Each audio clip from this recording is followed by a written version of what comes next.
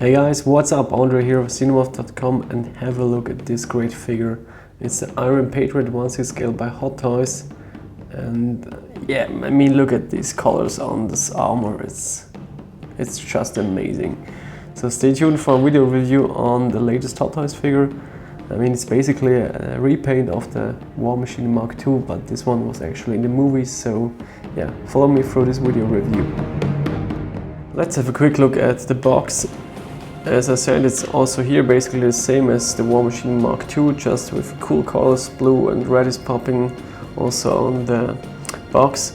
If you go by the number, it's the D01, so actually this should be the first die-cast figure, but it took a bit of time in production for this one, but it was totally worth it. So the inner side of the box, as you know from the other die-cast figure, is of course styrofoam, and yeah, it's quite a cool way to store the figures in this clean way.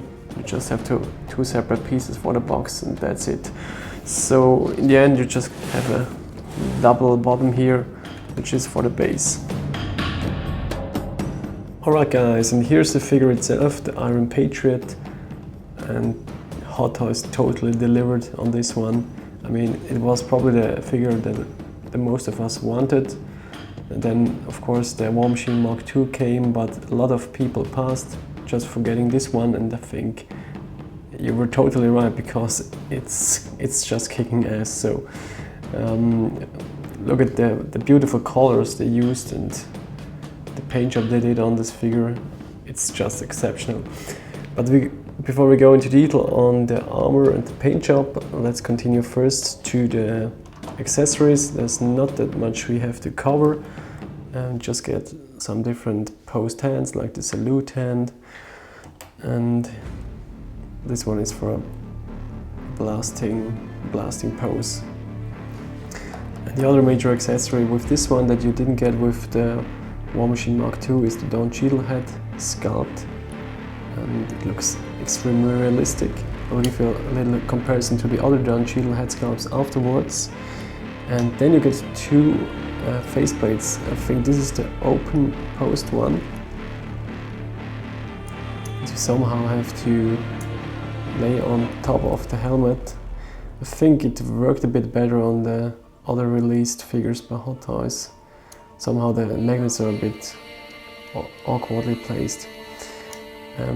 But you can also mount it on top or in front of it if you need it. And I think this one is the closed. So quite nice.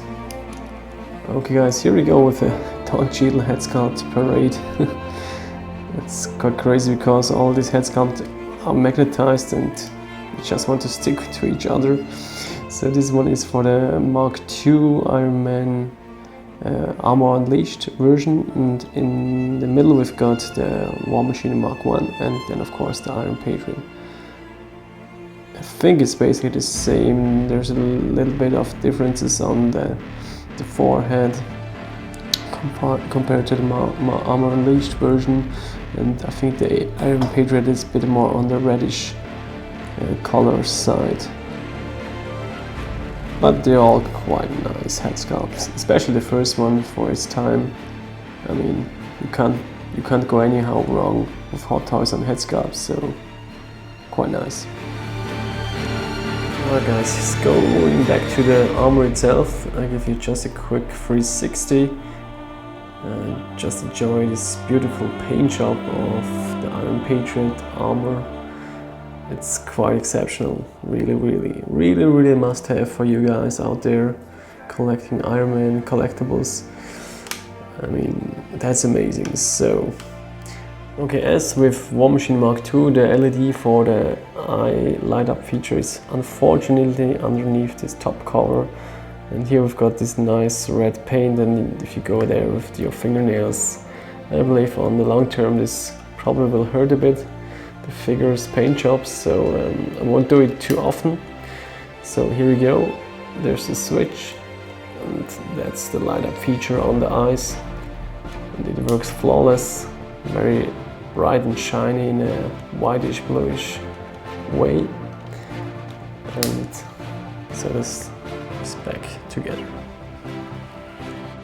Then I have a detailed look on the armor. As you can see, mostly the same as War Machine Mark II. Also there are Lieutenant James Rhodes.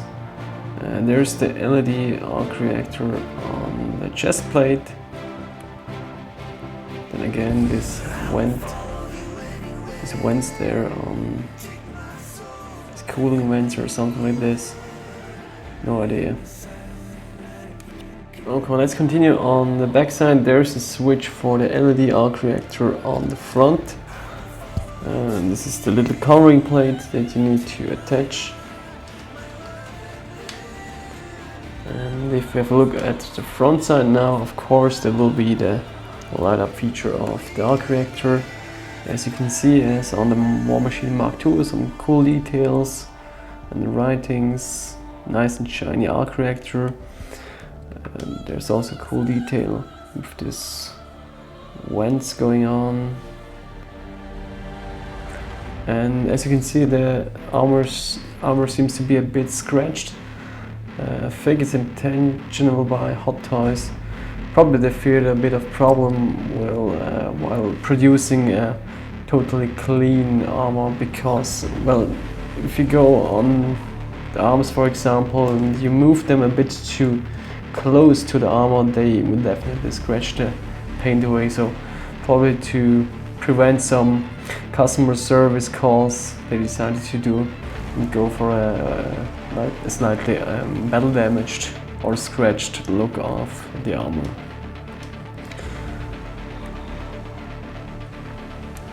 So let's have a look at the articulation. It's also the same as on War Machine Mark II.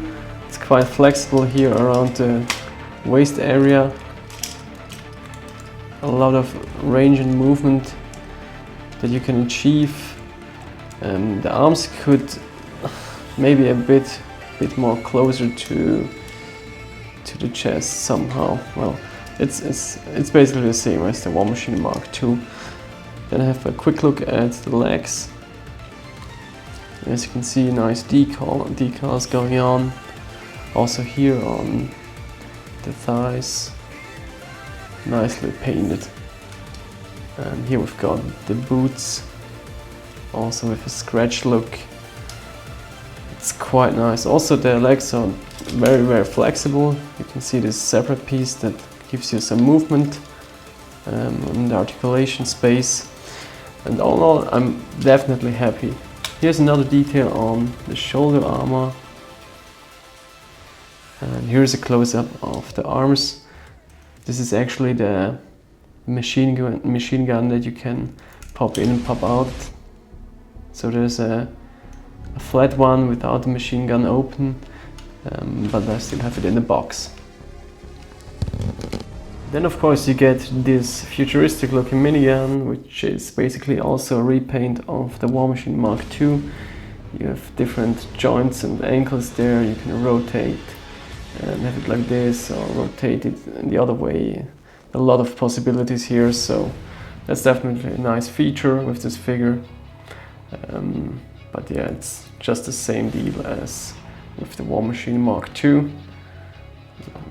Here's some close-up on the minigun. As you can see, it's quite nicely painted.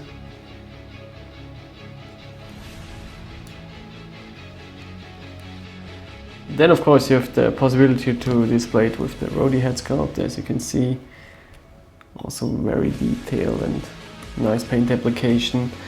And here again this is a bit of a hard thing to align this faceplate correctly, because the magnets are a bit, I don't know, the magnets seem to be a bit too strong. But anyways, so that's about it for the head sculpt. Definitely liking it with this one as well, but probably will display it with the normal head sculpt with the helmeted LED one. Well guys, this is it for the video review on the Iron Patriot.